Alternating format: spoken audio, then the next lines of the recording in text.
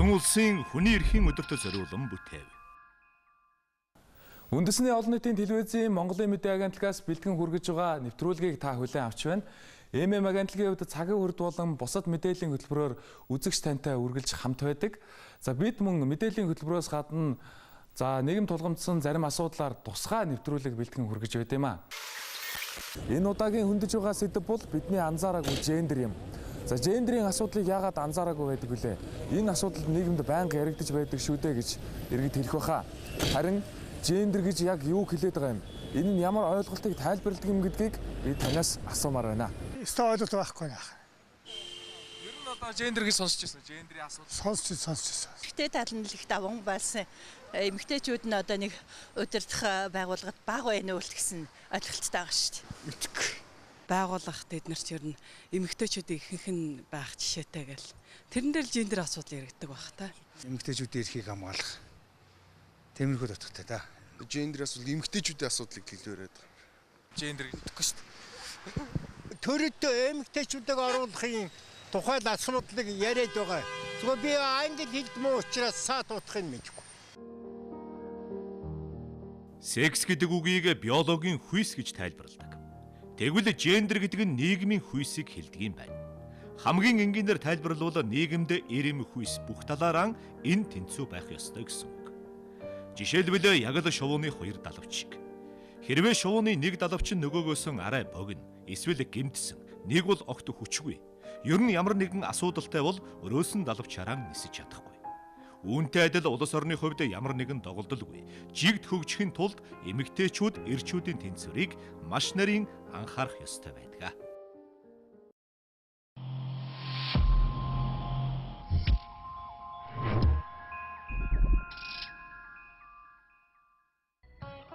Гендерийн асуудал бол зөвхөн эмэгтэйчүүдэд хамаатай гэвэл өрөөсгөл ойлголт болно. Ярилцлага өгсөн хүмүүсийн ихэнх нь гендерийг эмэгтэйчүүдтэй холбон тайлбарлалаа. Гэхдээ тэднийг огтхон ч буруутгах гэсэнгүй. Үнэн дээр эрэгтэйчүүдийн гендерийн асуудлыг төр анхаараагүй учраас олон нийт анзаараагүй байх нь аргагүй юм.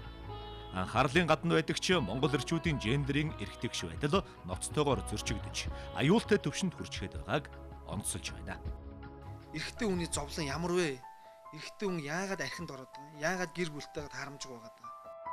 90-ад оны эсрэг сургууль завсардаас өнөөдөр Монголд ямар эмгэнэл амсж байна гэдгийг бодох хэрэгтэй. Эрэгтэй хүн чинь өөрөө бас нэг дотроо шанс юм гаргамаар байдаг, өөлмөр байдаг. Тэр болгоныг илэрхийлмээр байдаг. Бид нарыг анх энэ холбоог байгуулж хахад маш их олон хүн эсэргүүцэжсэн, доогоржсэн тий юу одоо эрэгтэйчүүдийн байгууллага холбоо 100 жилийн дараа эрэгчүүд гэдэг чинь бараг л нэг л өөр хүмүүс болж хувирж магад. Хамгийн аюултай зүйл нь эрэгтэй гендерийн асуудлыг эмэгтэйчүүдийнхтэй хэзээ ч сөргүүлэн тавьж болохгүй.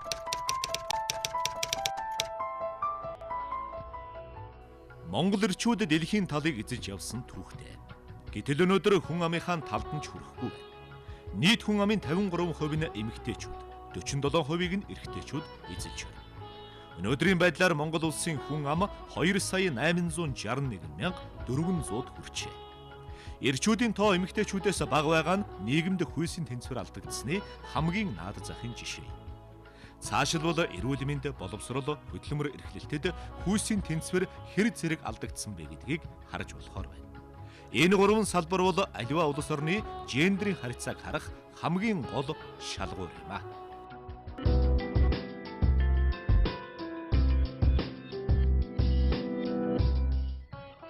Охинон эрдэм ном хөөлгөж, хүүгээ мал дагуулдаг Монгол арга барил гендерийн тэнцвэргүй байдлыг бий болгох гол хүчин зүйл болоод байна. Монголын хүн амын боловсролын байдлыг авч үзвэл нийт суралцагчдын 53%-ийг эмэгтэйчүүд эзэлж байна. За 90-ад оны үед ингээд ерөнхий хөдөөний хүүхдүүдийн ихэнх нь тэр хөдөөхгүй хотын нилээд хүүхдүүд эрэгтэй хүүхдүүд сургуулиас гарч ирсэн. Оо яг энэ одоо тэгээ малаа нүүз. Энэ захтаар юм ачаар хүртэл зөөгөл явна үз гэдэг ингээд. 90-ад оны эсрэг сургууль завсардаас өнөөдөр Монголд ямар эмгэнэл амсж байна гэдгийг бодох хэрэгтэй. Ягаад гэвэл зэрэг тэр үеийн маш олон хүүхэд одоо цэрэгт ирж байгаа хүүхдүүд чалгаагүй шүү дээ. Одоо тэр үеийн хүүхдүүд одоо цэрэгт ирж байна. 20-30 хүрж байна зарим нь. Бичиг мэдгүй. Нийгмийн амьдралын сайн муу юм мэдгүй. Нийгмийн амьдралын сайн муу юм мэдгүй учраас арих бодог. олигтой ажил хийдэггүй. Гутардаг. Тэрнээс олж ярих уу? Боловсролын системд нэг ялангуяа бол гендерийн баланс бол аюул алдагдсан. Ихтэй сургуульд өнөөдөр бол ерөөсөө 38% нь бол эрэгтэй хүйс одоо суралцж байна. Боловсралгүйгээс ажилгүйдэл, ажилгүйдлээс аригталт, аригталтаас гэмт хэрэг өвчин зовлон. Энэ гинжин хэлхийг үндсээр нь таслах арга бол эрэгтэй эмэгтэй хүмүүсийн боловсролын ялгаа зөрүүг арилгаж, энэ тэнцүү болгох шаардлагатай. Салбарын яам бодлого боловсруулж үндэсний хэмжээнд хэрэгжүүлэх цаг болсныг хэлж байна.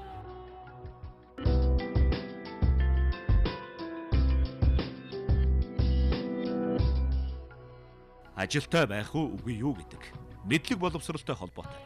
Ажил хийдэг бүх хүмүүсийг хүйсээр ангилвал эрэгтэйчүүд 47%-тэй гарлаа гэж албаны их сурвалж мэдээлсэн. Бас л талаас доогуур гэсэн үг.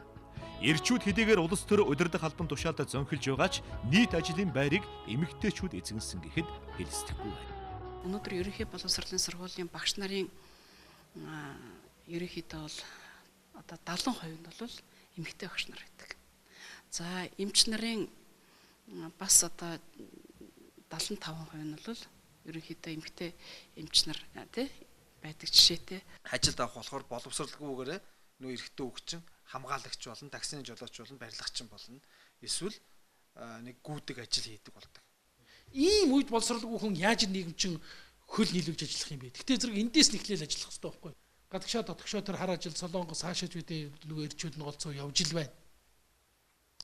Ингээд эрэгтэйтэн зэрэг энэний цааны юу гарч ирж байгаа нөхдөр эмэгтэйчүүд нийгмийн ачаагаа өрсөн чигээрээ дээр нь нэмээд гэр бүлийн харилцаанд маш хүнд байдал үүсэж шít. Эрэгтэйчүүдийн боловсролыг нэмэгдүүлээ те 10 жилийн дараа энэ дунд шатанд ажиллаж байгаа хүмүүсийн хүүсний харьцаа тэнцүүхэн болох юм бол энэ асуудал өөрөө аяндаа аажим алга болно.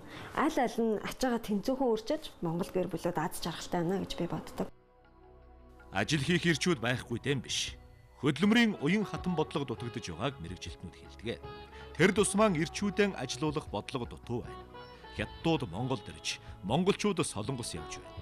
Жил бүр энэ суваа тасрахгүй хэдэн 10 мянгаар үргэлжилсээр. Шинээр гэр бүл болж байгаа эмэгтэйчүүдийн 40 орчим хувь нь өөрөөсөө бага боловсролтой эртээ сууж байна. Боловсралгүй, ажилгүй эрчүүд олшрох тусам гэр бүлийн салалт дагаад өсөж байна. Жил ирэх тусам гэрлэлтийн тоо буурч, зөрөөд гэр бүл цуцлалт ихсэж байгааг судалгаагаар тогтоожээ.